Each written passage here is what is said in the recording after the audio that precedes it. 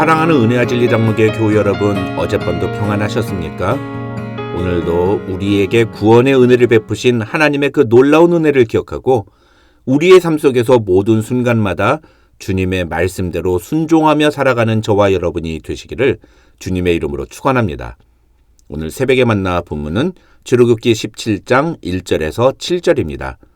출애굽기 17장 1절에서 7절을 제가 읽어드리겠습니다.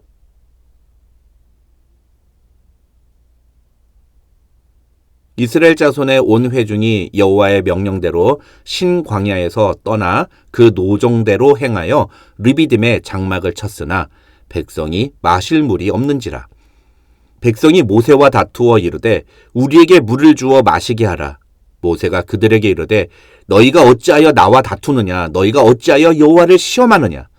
거기서 백성이 목이 말라 물을 찾으매 그들이 모세에게 대하여 원망하여 이르되 당신이 어찌하여 우리를 애굽에서 인도해 내어서 우리와 우리 자녀와 우리 가축이 목말라 죽게 하느냐?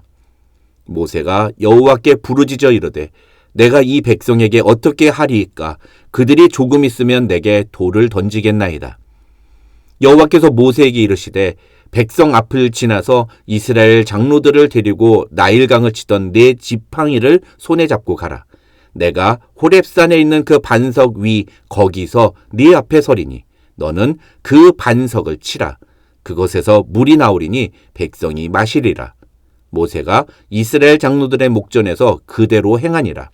그가 그곳 이름을 마사 또는 무리바라 불렀으니 이는 이스라엘 자손이 다투었으며 또는 그들이 여호와를 시험하여 이르기를 여호와께서 우리 중에 계신가 안 계신가 하였음이더라.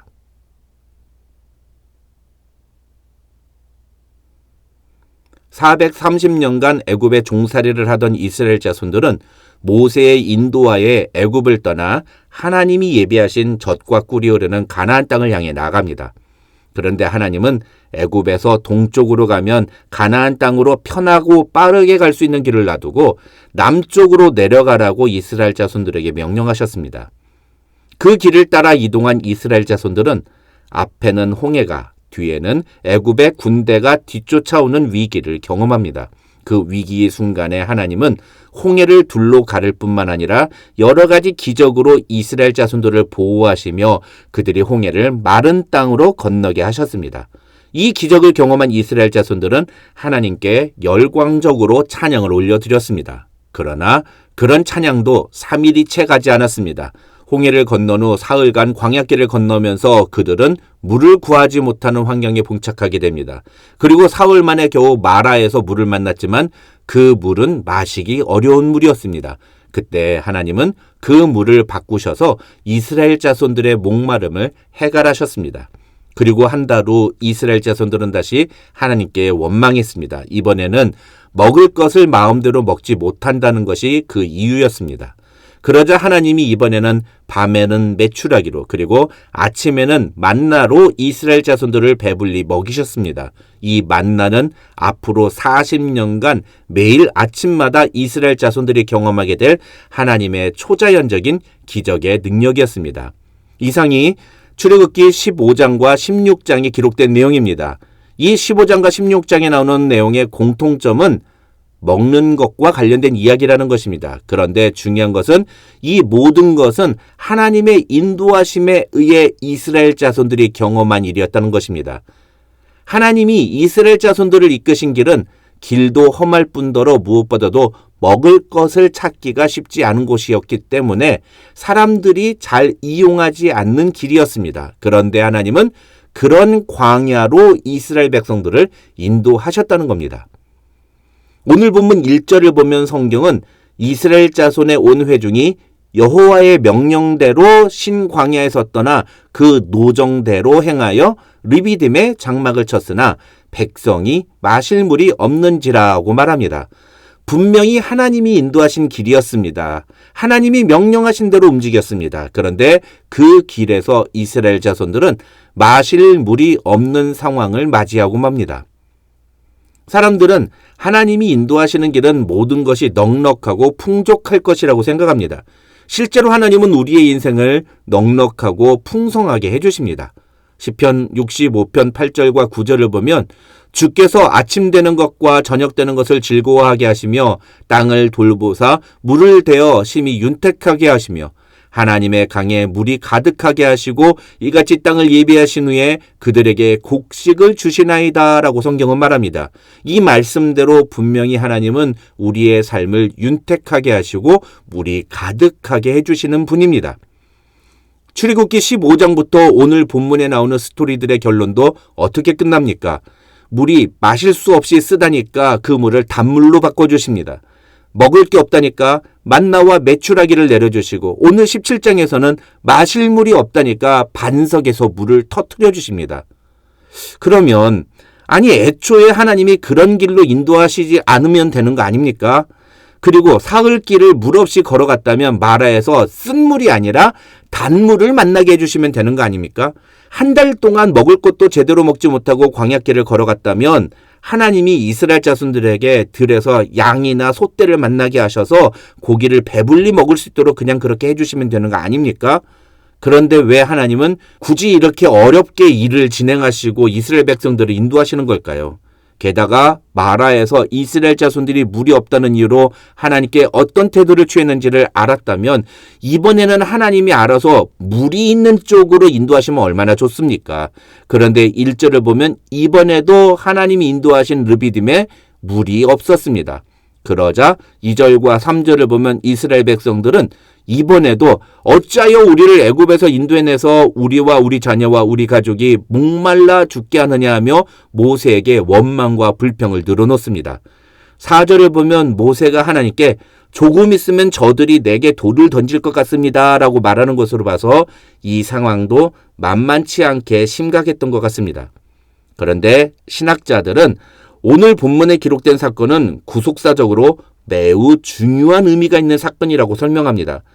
결론만 간단하게 말씀을 드리면 신학자들은 하나님께서는 이 사건을 통해 장차 온 인류의 영원한 생수로 이 땅에 오실 예수 그리스도를 이스라엘 백성들에게 보여주시기 원했다고 주장합니다. 그것을 보여주는 것이 바로 6절인데 6절을 보면 하나님은 모세에게 내가 호렙산에 있는 그 반석 위 거기서 네 앞에 서리니 너는 그 반석을 치라. 그것에서 물이 나오리니 백성이 마시리라고 말씀하십니다. 이 6절에서 우리가 주목해야 되는 것은 바로 두 가지입니다. 첫째는 그 반석이라는 표현입니다. 신학자들은 이 그 반석이란 고린도전서 10장 4절에서 바울이 말한 것처럼 그리스도를 예표한다고 말합니다. 그러면 이 반석을 왜 그 반석이라고 표현하느냐? 신학자들은 이것을 유대교에 전해 내려오는 전승을 가지고 설명합니다.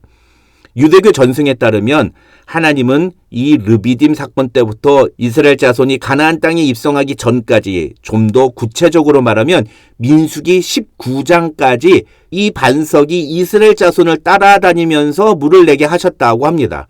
그래서 광야에서 40년간 지내면서 이스라엘 자손들은 물 걱정을 하지 않았고 모세가 출애굽기를 쓸 때 오늘 본문에서 바로 그 반석을 이야기하기 위해 그 반석이라고 표현했는데 이스라엘 자손들은 이 반석이 무엇을 가리키는지 정확하게 이해했다고 학자들은 설명합니다.